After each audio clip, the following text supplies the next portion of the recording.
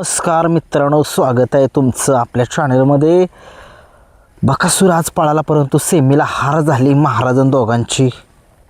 काय कधी हा थांबेल काय समजेना झाले. महाराजची हार काय थांबेना झाली आणि बकासूर महाराज काय चांगला टपचा पैरा असून सुद्धा पराभवच मिळाला. असो, उद्याच्या मैदानामध्ये बघूया. उद्याच्या मैदानामध्ये बकासूर आणि मथुर यांचे पैरे बघूया आणि कोणत्या मैदानामध्ये हे दोघेजण आहेत ते पळू शकतील. काय डोळ्यात गेलं काय कळेना. उद्या मथुर 22 मार्चला जे मैदान होतं, ट्रॅक्टरचं मैदान होणार होतं, त्या मैदानामध्ये मथुर जो आहे तो पळणार होता. परंतु ते मैदान काही तांत्रिक अडचणीमुळे कॅन्सल झालेलं आहे. आणि आता बघूया की कोणत्या मैदानामध्ये मथुर पळू शकतो.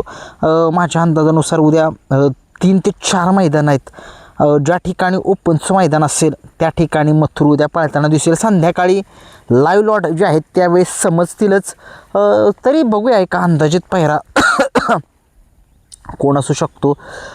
कोरेगावमध्ये सुद्धा मैदान आहे आणि त्या मैदानामध्ये ते आता मैदान कशाचं ओपनचं आहे का कशाचं आहे काय माहीत नाही. परंतु जर ओपनचं मैदान असेल त्या ठिकाणी कोरेगावकरांचं, तर त्या कोरेगावच्या मैदानामध्ये आपल्याला मथुर पळताना दिसू शकेल. प्रथमच पळतोय असं मला वाटतं इतिहासामध्ये की न्यूजच्या जर पळाला तर इतिहास होईल त्या मैदानाचा. कारण की मथुर जिथे पळतो त्या ठिकाणी इतिहासामध्ये नोंद होते तर होतेच म्हणावं लागेल. मथुरचा पायरा कोण असेल. जर त्या ठिकाणी जर मथुर पळाला तर मथुर आपल्याला धामनेरचा स्वराज 855 याच्यासोबत पळताना दिसेल. आता असं का? कारण की त्यांची खूप इच्छा आहे धामनेरकरांच्या स्वराजवाल्यांची की त्यांचा स्वराज एकदा मथुरसोबत पळावा. एक खूप मोठी इच्छा आणि ते ते म्हणतात की एक लिहिलं जातं ते कधीतरी क्षण यावाच लागतो. आता काय माहिती देवाचीच किमया बघा. एक टॉपच्या पायऱ्यामध्ये उद्या पळणार होता मथुर 22 तारखेला जे ट्रॅक्टरच्या मैदानामध्ये. आता ते नियोजन जे आहे ते कॅन्सल झालेलं असेल. आता मथुर उद्या कुठल्या तरी एका मैदानामध्ये पळताना दिसेल. मथुर आता घाटावरतीच थांबणार आहे जोपर्यंत कासेगावचं 26 तारखेचं मैदान जोपर्यंत पार पडत नाही तोपर्यंत मथुर त्या ठिकाणीच राहील. नेरमध्ये, नेर माहीत आहे सगळ्यांना, तिथं मथुर थांबला जातो. आता मथुर आणि सर्जा, त्याच्या दावणीचा सर्जा तिथंच आहे. मथुर आपल्याला जर तिथं जर पळाला कोरेगावमध्ये तर आपल्याला मथुरचा पैरा धामनेरचा स्वराज असेल.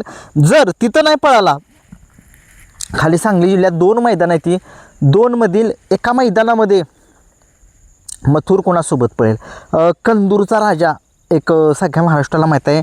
सो उर्मिलाताई माणिकशेठ गायकवाड यांचा, एकनाथ दादा यांचा जो कंदूरचा राजा आहे त्याच्यासोबत दिसू शकेल. आणि एकदा ही जोडी पाळली होती त्या ठिकाणी एक चांगली कामगिरी करून 1 नंबर पब्लिकने गाडी पाळली होती. आणि जर ही गाडी जर पाळली तर 100% गुलाल हा असेलच.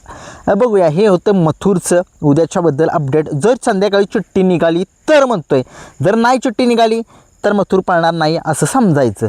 आता वळूयात बकासूरकडे. आता उद्या बकासूर एक पुणे जिल्ह्यामध्ये मैदान आहे. पुणे जिल्ह्यामध्ये सुद्धा मैदान आहे. आता पुणे जिल्ह्यामध्ये कुठलं मैदान आहे, आजचं आहे का कसं आहे मला माहीत नाही आहे. एवढी अपडेट माझ्याकडे नाही. कारण की मी अभ्यास केलेला कोणाचा 22 मार्च ट्रॅक्टरच्या मैदानामध्ये आणि मी जाणार सुद्धा होतो. आज तिथं ठिकाणी मुक्कामी जाणार होतो आणि आता बघितलं तुम्ही कॅन्सल झालं काही तांत्रिक अडचणीमुळे.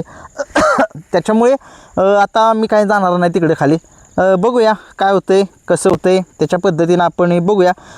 बकासूर जर पळाला तर संध्याकाळी समजेल ज्यावेळेस कोणत्या मैदानामध्ये चिठ्ठी. आता आज सगळेजण म्हणतील की आता मी आता बकासूरबद्दल भेटली संध्याकाळी आज कमेंट्स येतील बकासूर उद्या पळणार नाही असं नामकन तर हाय ती दोघं तिघं कशाला उगीच मला नसेल चॅनेल आवडत अनसबस्क्राईब करा. उगीच आपलं काहीतरी उगीच तिथं माझ्या चॅनलवरती येऊन काहीतरी तमाशा करत बसू का. नसेल आवडत अनसबस्क्राईब करा.